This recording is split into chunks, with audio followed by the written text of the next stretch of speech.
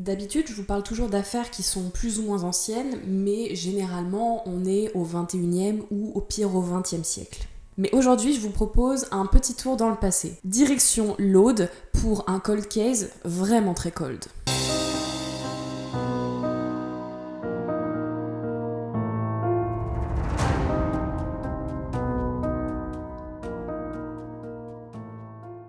C'est parti pour un nouveau département, l'Aude, avec l'affaire Abbé Gélis.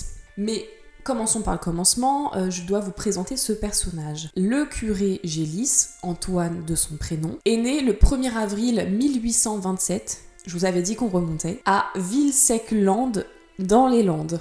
Il a fait ses études au séminaire afin de devenir religieux et il va avoir un premier poste comme vicaire en 1852. Puis en 1855, il devient curé desservant. Alors, j'ai regardé ce que ça voulait dire. En gros, c'est remplaçant ou suppléant. Il n'est pas le curé titulaire. Finalement, c'est le 11 octobre 1857 qu'il devient curé d'un petit village qui s'appelle Custosa. Sa carrière, elle va se dérouler normalement pendant 40 ans, jusqu'en 1897. À ce moment-là, il a 70 ans et il décide qu'il mérite bien une petite retraite. À ce moment-là, son projet, c'est de partir vers Carcassonne, où il a un neveu. Et d'ailleurs, il a organisé avec un autre de ses neveux, qui est l'abbé Maurice Malot, son départ parce qu'il lui a trouvé un logement sur place. Il doit donc déménager le 1er novembre 1897.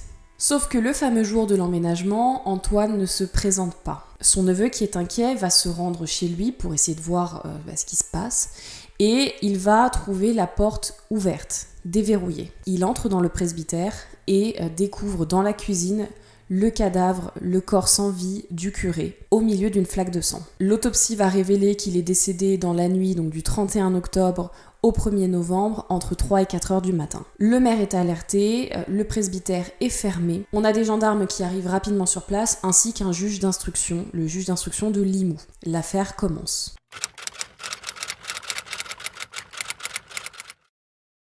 Le curé est mort, c'est ce qu'on raconte partout dans le village, et on va chercher à comprendre comment c'est arrivé. Comme dans toute affaire, on va chercher à déterminer ce qui s'est passé sur place et aussi quel pourrait être le mobile. Le presbytère est fouillé, comme je vous l'ai dit, et on retrouve une description assez détaillée de celui-ci. Pour que vous puissiez vous imaginer, on a un long couloir qui va traverser le presbytère en deux.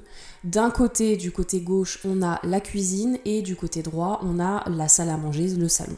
Au bout du couloir, vous avez un escalier et quand vous montez, il y a 2 chambres, dont la chambre du curé, avec son bureau, ses affaires personnelles. Avec l'analyse qui est faite sur place, on peut reconstituer cette scène-là. Ce qu'on sait, c'est que le curé a reçu un visiteur tard dans la nuit et qu'il l'a invité à boire plusieurs verres à sa table dans la cuisine. Le curé était assis dans son fauteuil qui se trouvait près de la cheminée. Le visiteur, on ne sait pas de quel côté il était, mais il fait le tour du fauteuil pour aller vers la cheminée. Et à ce moment-là, il a attrapé des pincettes qu'on utilise pour remuer la braise et il a frappé à la tête le curé. Antoine Gélis arrive tant bien que mal à se relever et se dirige immédiatement vers la fenêtre. Parce que ce qu'il faut comprendre, c'est que à quelques mètres de son presbytère, de chez lui, il y a des neveux qui habitent. Et donc son objectif, c'est d'arriver à ouvrir la fenêtre et à sonner l'alerte. Sauf que son meurtrier a eu le temps de le rattraper, d'attraper une hachette et de lui porter plusieurs coups mortels. On parle d'une vraie bestialité dans les coups. Comment on sait tout ça ? Eh bien, grâce à l'analyse qui est faite sur place, notamment des traces de sang, parce qu'on a des éclaboussures partout sur les murs, sur les fauteuils, et le sens des éclaboussures, l'intensité, permet de déterminer qui était où et qu'est-ce qui s'est passé. Donc ça, c'est comment ça s'est passé. Maintenant, pourquoi ça s'est passé ? Dans un premier temps, naturellement, on pense à un vol, parce que le curé avait des économies, et donc un rôdeur aurait très bien pu rentrer par là et décider de le voler. On va retrouver à l'étage, dans la chambre du curé, 2 traces de sang qui montrent que ses papiers, ses documents personnels, un coffre, ont été forcés et fouillés. Sauf que si les meubles ont bien été fouillés, l'argent a été laissé sur place. Donc le meurtrier cherchait bien quelque chose, mais pas de l'argent. Ce qu'on sait d'autre, c'est que le meurtrier savait ce qu'il faisait. Parce qu'on aurait pu se dire que ça aurait pu être une bagarre qui tourne mal finalement et qui se termine dans le sang. Sauf que l'auteur des faits a pris le soin de ranger la pièce. Il a rangé les meubles, il a remis les chaises à leur place, il a fait le ménage après son méfait. On est donc bien face à un crime qui est prémédité, ou en tout cas un crime qui est nettoyé ensuite. Plus étonnant, le corps du curé a aussi été déplacé. Là-dessus, on s'en rend compte parce que le corps du curé est retrouvé au milieu de la pièce, sur le dos, avec les bras croisés sur lui, un peu la position dans laquelle on met les défunts quand on est croyant. Et cette position, il n'est pas décédé dans ce sens-là. Et le meurtrier a aussi pris le soin de modifier l'heure sur sa montre, puisqu'elle s'est arrêtée vers minuit, alors qu'on sait que le meurtre a été réalisé entre 3 et 4 heures du matin. Donc on a encore une fois un acte volontaire pour brouiller des pistes. Et enfin, on a un seul objet laissé sur place, un carnet de papier à cigarette de la marque Le Tsar. Et dans ce carnet, il y a une feuille qui est détachée sur laquelle il y a des choses, quelques mots écrits. On y reviendra, mais plusieurs lectures ont été faites de ce qui est marqué. On a soit Vivo ou Epico et le mot Angelina. Le juge d'instruction, lui, lit plutôt Viva Angelina. Et comme le curé ne fumait pas, on sait que ce n'était pas à lui et que c'était au meurtrier. Il s'agit donc d'un meurtre ou d'un assassinat violent, en pleine nuit, et dans le but de trouver quelque chose chez le curé. Mais qui a bien pu faire ça ?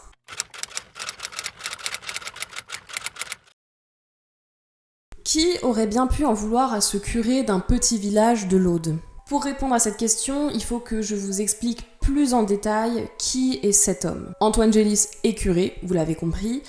On pourrait donc se dire, parce que ça fait partie de l'imaginaire collectif, que à cette époque-là, c'était un notable, en tout cas un homme respecté, respectable dans son village. Sauf que personne ne l'aime réellement. En fait, le curé, c'est un homme qui est très dur, qui est très fermé. Il aime la solitude, il n'aime pas particulièrement les gens et il passe le plus clair de son temps dans son presbytère enfermé. Les paroissiens, finalement, ils ne le voient que lors des offices, mais le reste du temps, le curé, on n'en voit pas la couleur.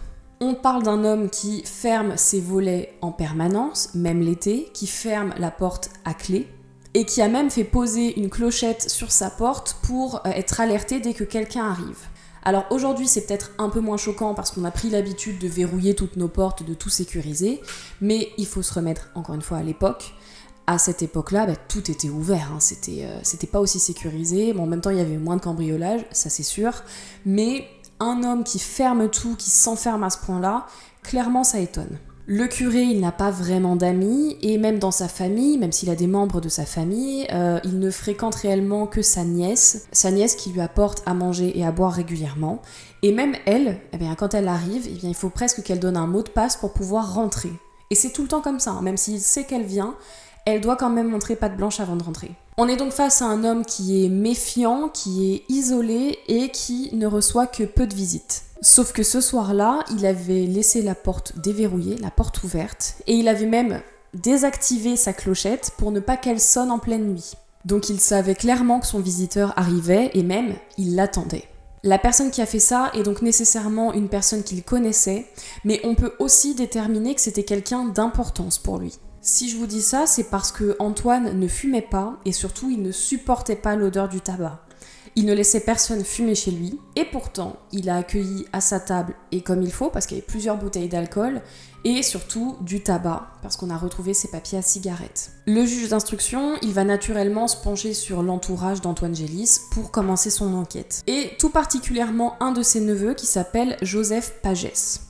Pourquoi lui ? Tout simplement parce qu'il avait beaucoup de dettes. Il avait accumulé 100 francs de dettes envers le curé, mais aussi 2000 francs envers un usurier. Je ne sais pas si vous réalisez, mais 2000 francs, c'est énorme. Et cette dette, elle devait être remboursée le 1er novembre 1897. Il pouvait avoir un mobile et il avait en plus de ça un comportement suspect parce qu'il n'était pas venu à l'enterrement du curé. Lorsqu'on l'interroge, il explique qu'il a un alibi. En effet, ce jour-là, il n'était pas sur place. Il était à Luc-sur-Aude auprès de sa femme qui était en train d'accoucher. À un moment, il est revenu à Custosa pour prévenir son oncle de la naissance, mais il est reparti vers 21h. Donc la nuit des faits, il n'était pas là. Mais le juge d'instruction, il n'abandonne pas tout de suite cette idée, et elle va être corroborée quelques temps après le meurtre, quelques mois après, puisque des langues vont commencer à se délier. On va avoir des lettres anonymes qui vont dire « mais comment ça se fait qu'il n'est pas encore derrière les barreaux ?» Et enfin, on a une personne qui vient témoigner de façon plus claire. Enfin plus claire, je vous laisse en juger. Cet homme, il promenait son chien le soir du meurtre, la nuit du meurtre, et son chien s'est mis à aboyer. Et à ce moment-là, il explique qu'il a reconnu les pas d'un homme, ceux de Joseph. Personnellement, je serais bien incapable de reconnaître les pas de quelqu'un dehors. À l'intérieur, je veux bien reconnaître les patounes de mon chien, mais dehors, franchement... Cet homme a réussi en tout cas, et donc il incrimine Joseph. Et ça va suffire au juge d'instruction pour le mettre en détention pendant quelques temps. Il sera finalement libéré le 2 août 1898 suite à un non-lieu. Joseph, à la suite de sa libération, il va partir de la région, et on peut comprendre. Surtout, comme je vous l'ai dit, le mobile du vol ne tient pas parce que l'argent a été laissé sur place. Si cette piste ne tient pas, on va donc devoir en chercher d'autres.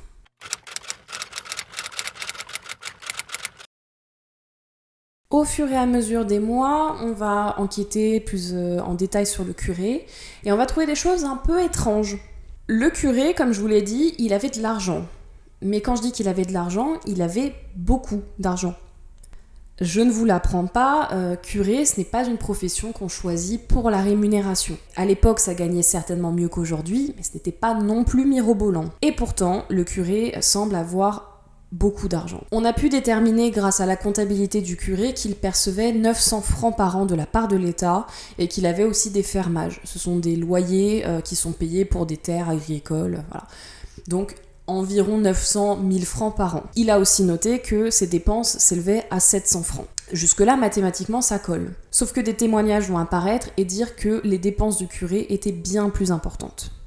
Des proches affirment qu'il achetait régulièrement des obligations du chemin de fer. Pour vous résumer, c'est un peu comme acheter des actions en bourse aujourd'hui, c'était des placements qui étaient faits, qui rapportaient dans le chemin de fer, puisque à l'époque on était en plein développement du rail. Et lorsqu'il faisait ces placements, il demandait aux personnes qui s'en chargeaient de surtout ne rien écrire, de ne laisser aucune trace.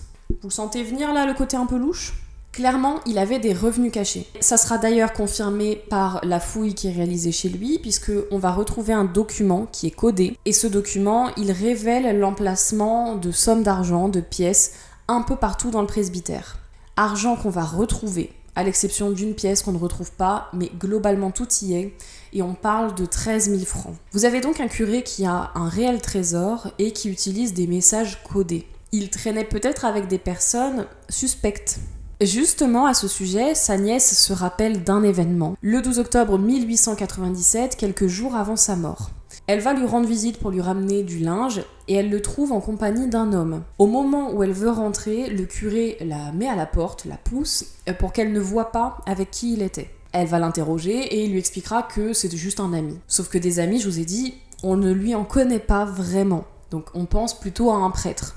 Le nom d'un autre prêtre, Béranger Saunière, va alors émerger dans ce dossier. Et là, il faut que je vous résume encore une fois qui est ce personnage. Mais je vais vraiment devoir résumer parce que vous le verrez, vous pourrez faire les recherches, c'est un réel personnage. Enfin, il y a énormément de choses à dire sur lui, des choses assez étonnantes d'ailleurs. Saunière, on l'appelle le curé ou l'abbé au milliard. Ça vous donne le ton. C'est un curé qui, pendant son ministère, pendant qu'il a été prêtre, a dépensé beaucoup d'argent. Et ça va faire fleurir pas mal d'hypothèses sur les raisons pour lesquelles il a cet argent. Certains vont dire qu'il fait du trafic de messes. Ça m'a fait rire, j'ai vérifié ce que c'est que le trafic de messes. En fait, c'est du détournement de la quête des dons qui sont faits par les fidèles au profit du prêtre et au détriment de l'église.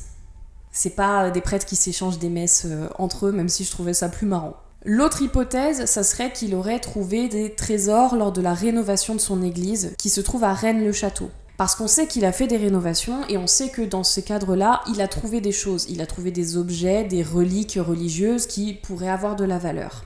Et avec le temps, on a de plus en plus d'histoires qui remontent, disant qu'on l'aurait vu la nuit en compagnie d'une femme avec qui il était proche, avec des pioches, en train de fouiller pour essayer de trouver des cryptes.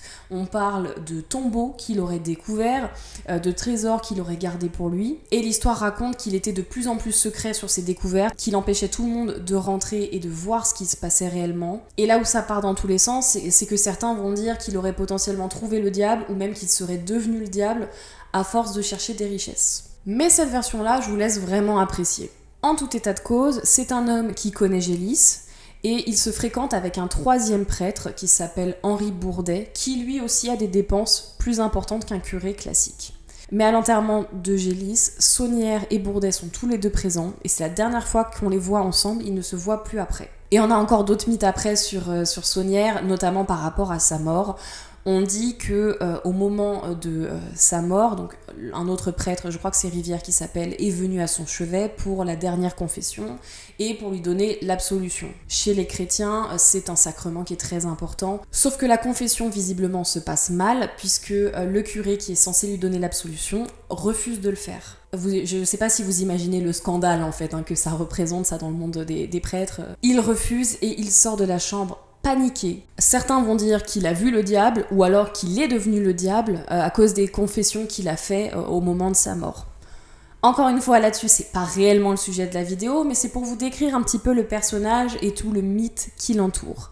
Et on a ces hommes donc qui gravitent ensemble avec de l'argent et avec des messages codés, parce que Saunière en utilisait aussi. Diable ou pas, il pourrait donc être en lien avec la mort de Gélis, parce que peut-être que Gélis était au courant de ses agissements, peut-être qu'il était complice, ou alors peut-être qu'il le faisait chanter, on ne sait pas, tout est possible, mais en tout cas, il pourrait être en lien ou être l'auteur de ce meurtre. Et ce qui nourrit cette hypothèse, c'est qu'il aurait pu laisser le message codé sur le papier derrière lui, comme un avertissement, peut-être pour Bourdet.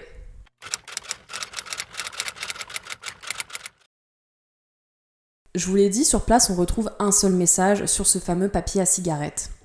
Je vous le précise, c'est un papier donc de la marque Le Tsar, un papier qui vient de Hongrie, qui n'est pas commercialisé en France.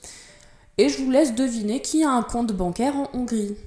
Oui, Saunière, oui. Bref, sur ce papier et sur ce qui est écrit, on a encore plusieurs théories. Certains disent que ce qui était initialement marqué dessus, c'était bien Vivo ou alors Epico et Angelina. Et donc pour eux, ça serait un nom. Sauf que le juge d'instruction, lui, il lit Viva Angelina. Et il fait tout de suite le lien avec une prostituée qui exerce dans le coin, qui s'appelle Angelina Gagné. Elle est interrogée, cette femme, et on va lui demander de réécrire la même chose sur un papier, pour comparer les écritures. Sauf que ça ne correspond pas, et ça aurait été peu cohérent finalement, puisque son nom de scène, je vous laisse le deviner, vous trouverez jamais. Henri IV. Je ne veux pas savoir qui a besoin d'une prostituée qui s'appelle Henri IV. Bref, l'histoire, la légende raconte que ce serait finalement ce papier écrit de sa main qui serait resté dans le dossier d'enquête, raison pour laquelle on aurait Viva Angelina. Et pour ceux qui pensent que ce papier était bien l'original, il y a encore d'autres théories avec des messages codés. Je pense qu'il y a des gens qui se sont vraiment amusés sur cette affaire. Pour le décoder, on utilise un document qui s'appelle le sceau du pêcheur et qui est attribué à Saunière. Ça serait un document qui permettrait de déchiffrer des messages et qu'on aurait retrouvé dans ses affaires personnelles. Et si on l'utilise, on peut retrouver deux messages, soit un ange retourna ou retournera, ce qui pourrait faire référence à l'ange de la mort, et là ça pourrait être un avertissement, ou alors vive la lignée des anges, et là ça se ferait référence à une société secrète. C'est bien mystérieux tout ça, et comment savoir quelle version est la bonne ? Ben, finalement on ne peut pas aujourd'hui.